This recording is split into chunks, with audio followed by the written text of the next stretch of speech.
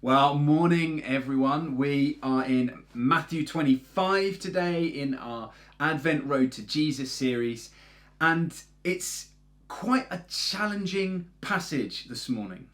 Now, I think there's one thing that Jesus wants to say to us today. He's asking us a question. And that question is, do you know me? There is no one I have encountered in my life who has challenged me like Jesus. But there's also no one who simultaneously, in challenging me and maybe even convicting me, has invited me into a deeper embrace of love and relationship other than Jesus.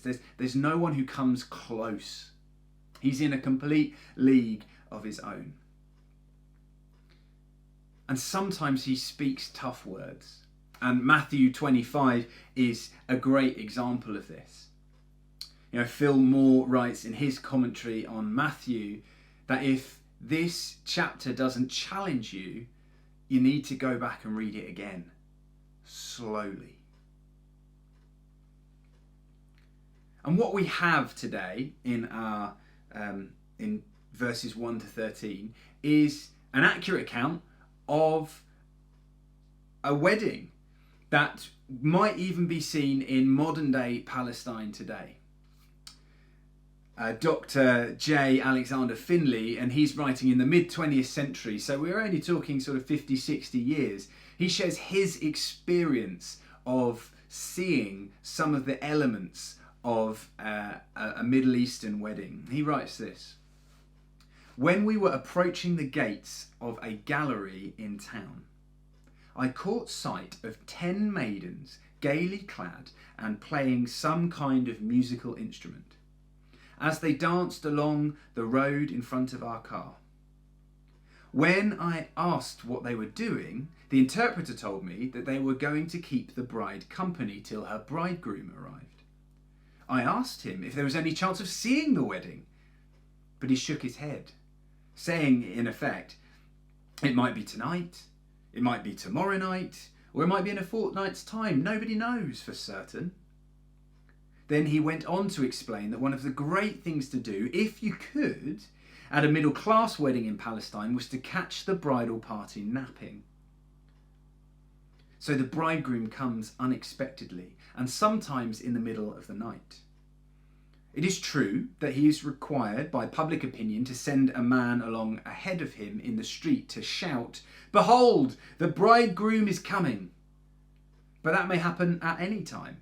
So the bridal party have to be ready to go out into the street at any time to meet him, whenever he chooses to come. Other important points are that no one is allowed on the street after dark without a lighted lamp, and also that when the bridegroom has once arrived and the door has been shut, late comers to the ceremony are not admitted." Now this is someone who's witnessing a wedding in Palestine just 60 years ago. And very similarly, you can see to the story we have today, the parable that Jesus has told. And we've got some characters in our parable today. And our cast list is firstly the bridegroom, who Jesus uses to refer to himself. And then we have the bridesmaids. Now we could, at quick reading, assume that this just means people. Maybe even that this is a warning from Jesus for people who don't go to church. But the reality is that when Jesus is sharing this parable, he's not sharing it to vast crowds of people. It's only him and his disciples. It's him and his most intimate followers. That actually, this isn't a warning to the world. This is a warning spoken by Jesus to his followers, to the church. And the context of this parable is given in the disciples, who obviously know their Old Testament reasonably well. And we were talking about it in Isaiah last week, that there is a year of the Lord's favour and there is a day of vengeance. And the disciples are saying, hey, when's that day coming? How will we know? What will it look like? And Jesus sits them down and he talks to them about how no one knows the day or the time or the hour except the Father. And And then he starts sharing these parables about what it looks like and gives warnings to his followers in them. And it's important we think about this at Advent. Now, Advent starts today, and it's great to count down and remember the birth of Jesus, but that is an Advent that has already happened. Jesus has already been born. We are at the same time in this Advent counting down to a second Advent. One that we don't know when it's going to happen, but we are looking for the second coming of Jesus. And it's important we talk about this. And Jesus thought it was important he talked about this. And he uses tough words to do it.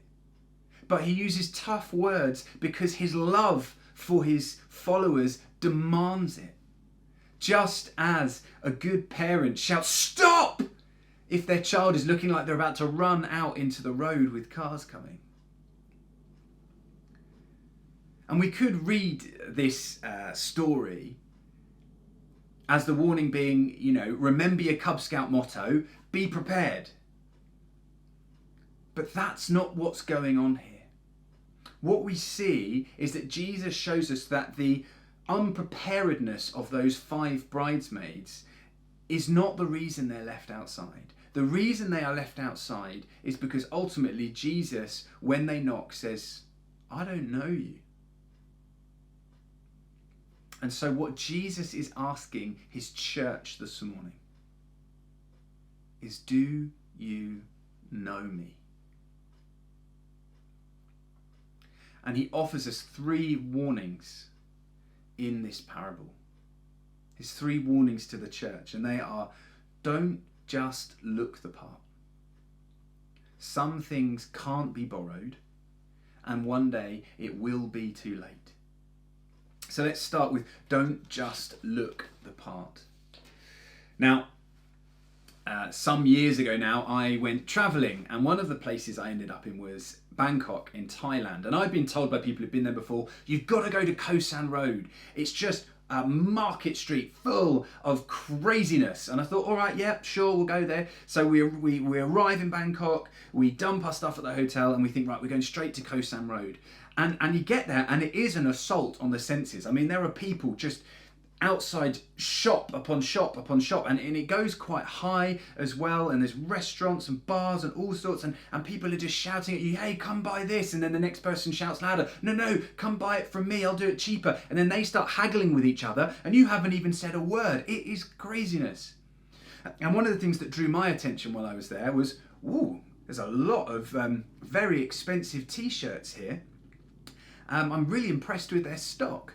And at a distance, you're like, pretty good going. They're charging me. They're trying to charge me like 20p for like a Gucci or Armani or Chanel. It's all here. And of course, you think, well, if it's 20p and it's Armani, it's clearly a fake. And as you get closer, you see that the Gucci top they're trying to sell you is actually spelt Goosey. And the logo is slightly off, and the fabric feels slightly thin, and you're like, what looked pretty good from a distance is so clearly a fake. And that's what we're dealing with here today. We have 10 bridesmaids who are waiting for the bridegroom, and they all look the part. They all look like bridesmaids, but 5 are not the real deal on closer inspection.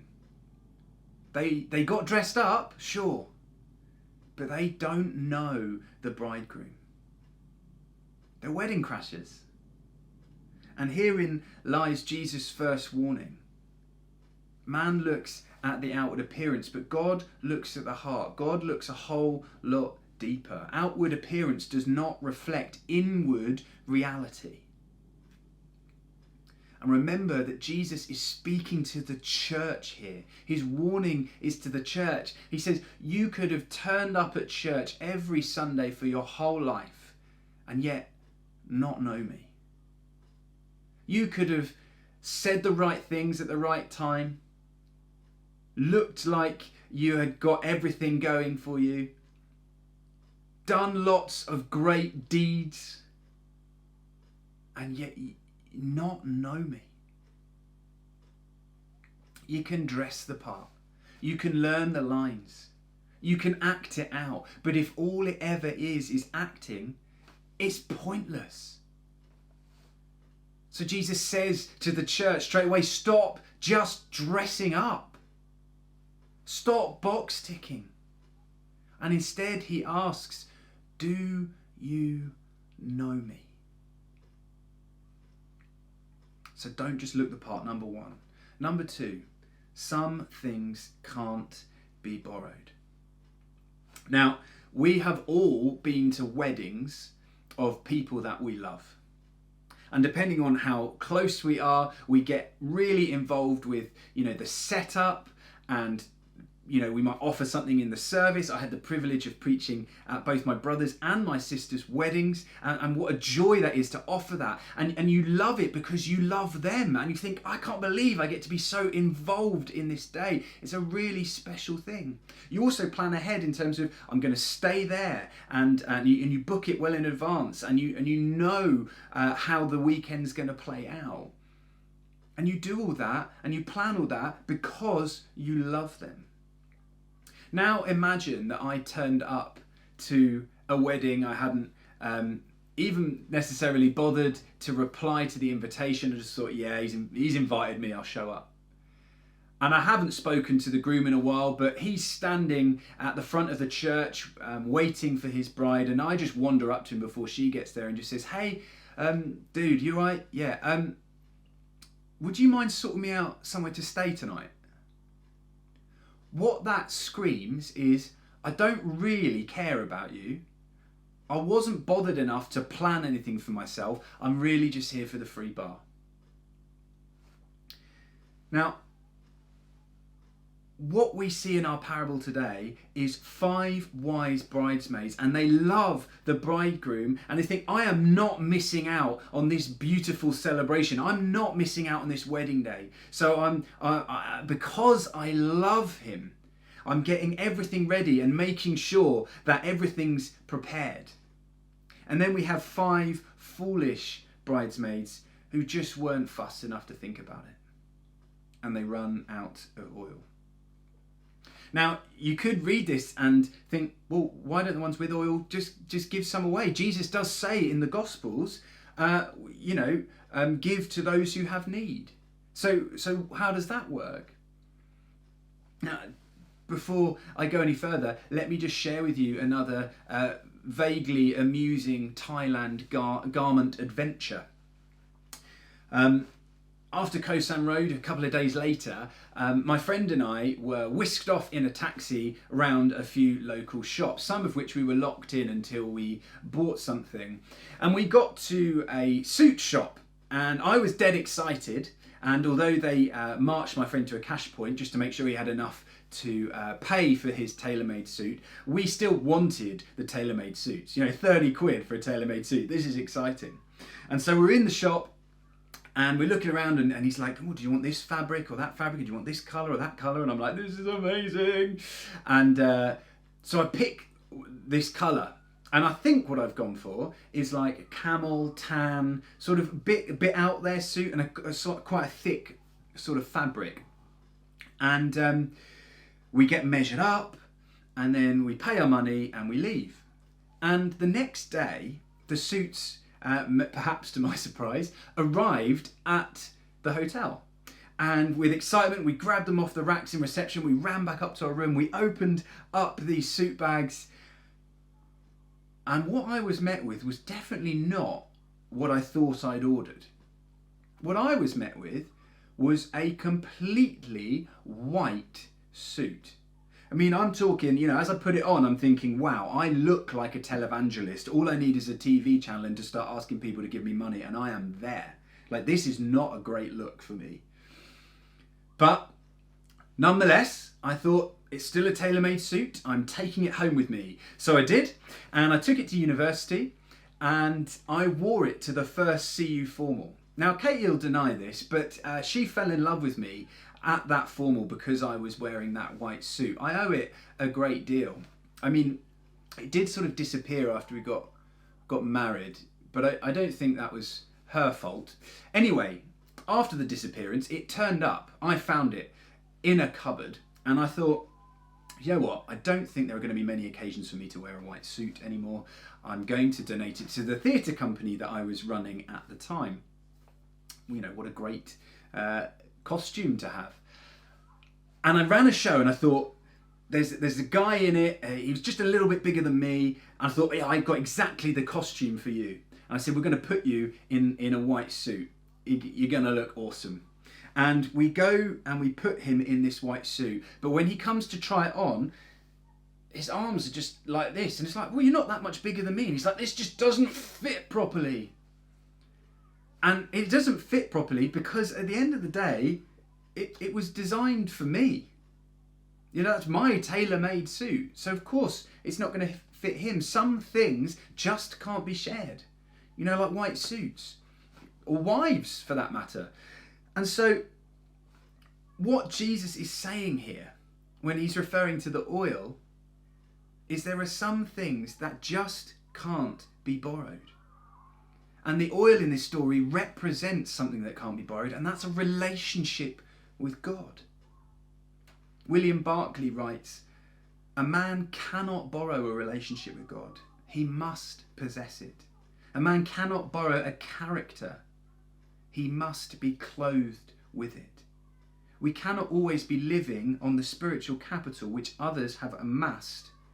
There are certain things which we must win or possess for ourselves. We cannot borrow them from others.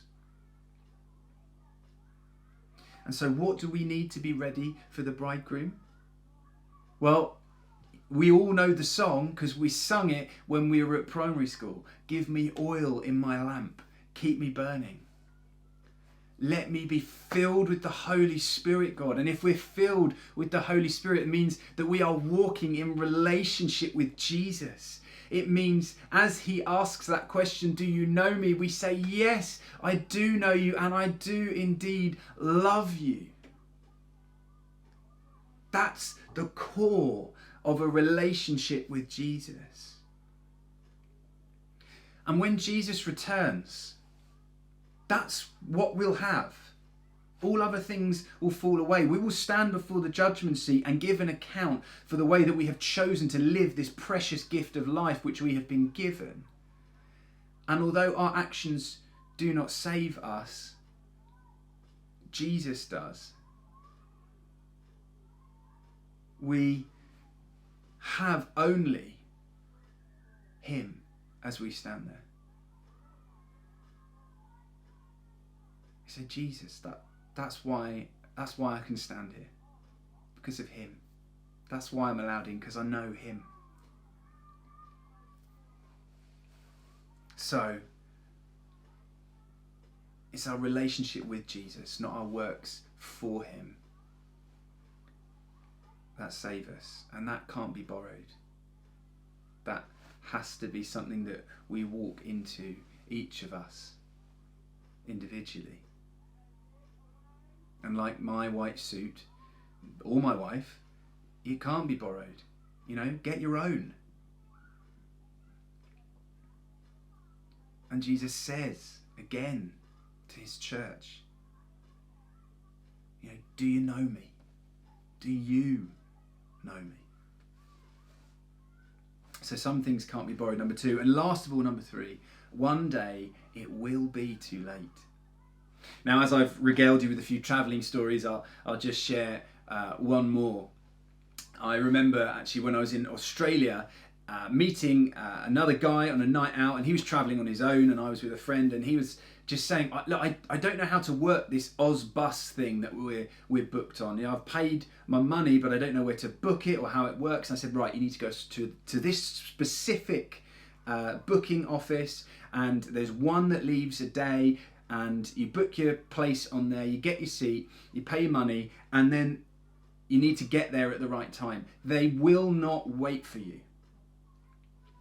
And I said this really clearly. Understand me, if you're not there at the right time, they will leave without you. And there's only one a day, so you lose a whole day of travelling if you are not there on time. And I could tell from his eyes that as he left, he had heeded my warning. So it was to my shock that I woke the next morning about 2.5 hours after the bus had left, because I'd slept through my alarm. I hadn't heeded my own warning and I'd missed the bus. I'd missed it and there was no way of changing it. I couldn't go back. I couldn't say, well, I'll just get the bus again. It had gone. That's it. Now we have a phrase in our culture, don't we? Well, it's never too late to. And do you know what? Quite an encouraging phrase sometimes, isn't it? It can help us to keep going or to try new things. Great. But it can't be universally applied. It was too late for me to catch the bus. It is too late to revise for an exam on the half an hour journey to the exam. Trust me, that was literally my revision strategy for GCSE and my grades reflected it. It doesn't work. It is too late at that point. And Jesus warns us that one day it will be too late. The door will close and the party beyond all parties will commence. But Jesus will say to some, "See away from me. I don't know you. You can't come in, the door's shut." Jesus is coming back as bridegroom, as king, and as judge. And the question we need to answer before then is, do you know me? And again, friends, we can look at all of the Matthew 25 parables and think, first glance, this just looks like I just do some good deeds and I make sure I'm prepared and everything will be all right. But on closer inspection, every bit of preparedness and every outworking of good deeds is the outworked actions of people who can say with joy in their hearts, yes, I know him, and yes, I love him. And because I love him, all of these things spill out of my life. I am prepared. I have these good works that are flowing out of my life, but not because I'm great, but because I know him and I love him. And that love motivates me. The love that he's given me and put in me motivates me.